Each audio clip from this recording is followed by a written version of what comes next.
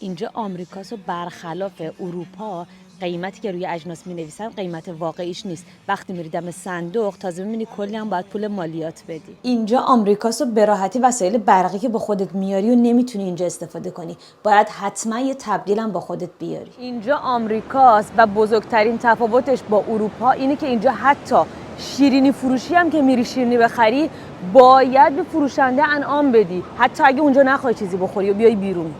اینجا آمریکاست و امنیتش خیلی پایین تر از اروپاست، به خاطر اینکه اسلحه آزاده. مثلا کنار این ساحل خوشگل ما فقط تا ساعت 6 بعد از ظهر میتونیم قدم بزنیم و لذت ببریم، بعدش خطرناکه. اینجا آمریکاست و تازه معنی چاق بودن آدما رو اینجا متوجه میشی. اکثر آدما اینجا به خاطر لایف استایل ناسالمی که دارن چاقن. اینجا آمریکاست و خبر از حمل و نقل عمومی به سبک اروپا نیست. اینجا باید حتما ماشین داشته باشی تا بتونی راحت زندگی کنی.